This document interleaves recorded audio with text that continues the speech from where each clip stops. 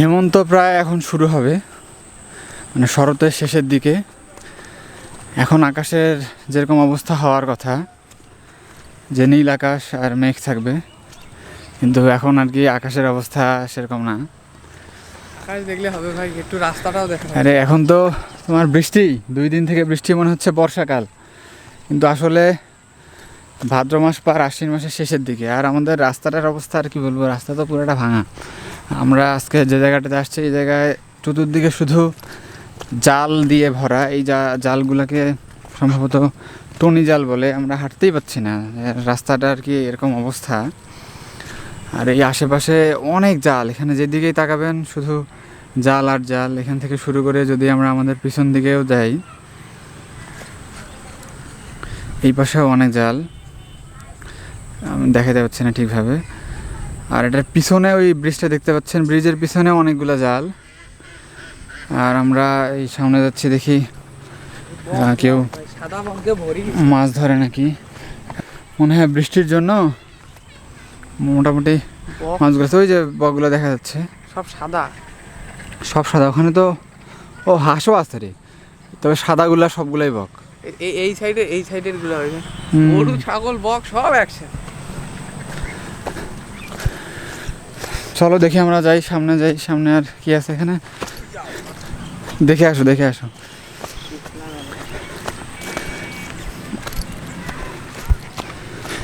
এই পাশে আর কি জালগুলা অনেক বেশি জাল, কিন্তু পানি কম থাকার জন্য মূলত এই জালগুলাতে মাছ ধরতেছে না, 2-1জন ধরতেছে। আমরা দেখি চেষ্টা করি তাদের পর্যন্ত পৌঁছানোর, কিন্তু রাস্তার যে অবস্থা, আমরা ভালো মতো যাইতেই পাচ্ছি না।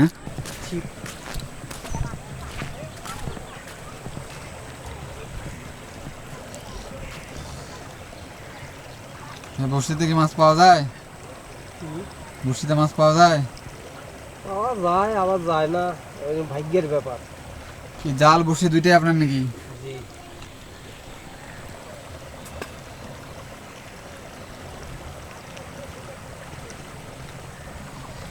পানি আছে।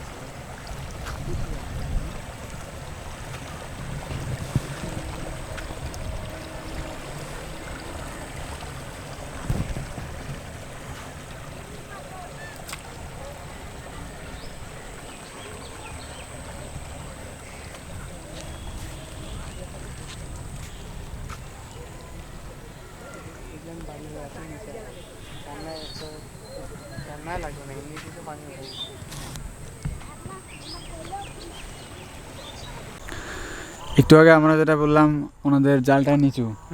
বলো তো কেন নিচু? কেন নিচু? ওই যদি জালটা সমান হতো তাহলে মাছটা থাকতো না আর কি, উপরে ওঠার পর আর কি ঝাঁপ দিয়ে চলে যেত।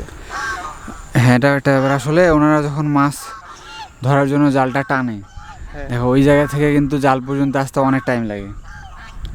ওই জন্য ওটা যদি নিচু থাকে, তাহলে আস্তে আস্তে মাছগুলা লাফ দিলে ওটা পার হতে পারবে না। ওই জায়গায় অনেক টাইম পাবে আর কি, মাছগুলো বাইরেও যাবে না, ইচ্ছা করে ওরকম করে দেয়। আমরা অবশ্য ওই পাশে ভাবতেছিলাম যে ওই জালটার সমস্যা মনে হয়, তাই না?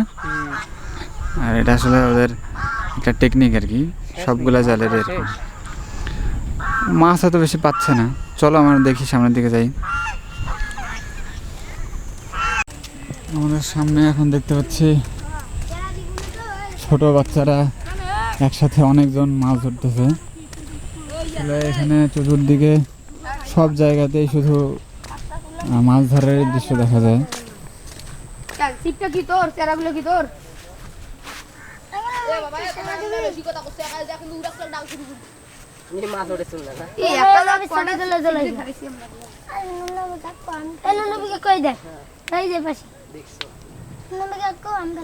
দুই একটা মাছ পাইছো? হ্যাঁ ভাই। দেখি একটু দেখাও তো। ভাই ভিডিও করতেছো? ভাই ভিডিও করি। ট্যাংনা। ভাই ভিডিও করি না ভাই। কি মাছ এটা? ট্যাংনা। দুইটাই ট্যাংনা। দুইটা? সবাই মিলে দুইটা মাছ পাইছো খালি? না, মানে কেবল আসলে তো।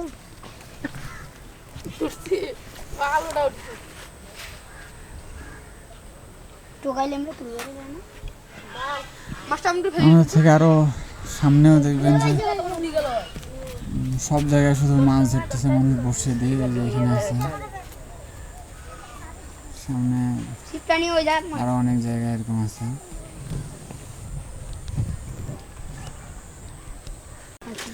তোমরা কি প্রত্যেকদিন মাছ ধরো না? আজকে আসলাম। সাবিবা তুলছে একটা মাছ পাইছে রে। সাবিবা কেমন কি মাছ এটা? ট্যাংরা দেখা দাও। কি রে, গোলসা? ট্যাংরা ফুল খাদে মুর শিপটা সরা হচ্ছে এটা খাসল বাড়ি ঠিক আছে তোমরা প্রত্যেকদিন আসো না? আজকে আসলা? আজকে আসলাম আমি একটা পাও না এখনো?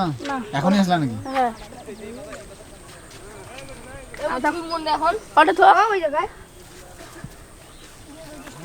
কি মাছ ধরতে মাছ রাখার জায়গা নাই নাকি?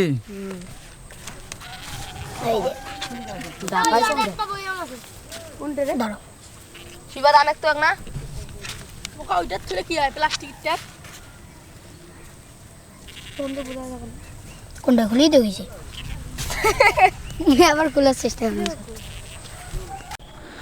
এই পাশে দূরে দেখা যাচ্ছে একজন মাছ ধরতেছে। যদিও বা এখানে যাওয়া সম্ভব না। ওইখানে যাওয়া আসলে সম্ভব না, এই পাশ থেকে আমরা যাইতে পারছি না।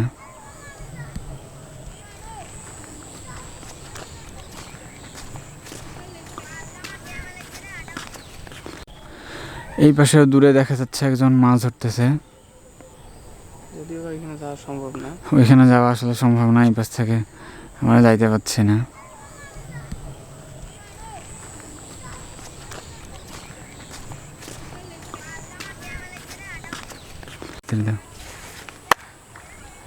ওই দূরের গুলো এরা ভয় পায় না, এরা চালাক।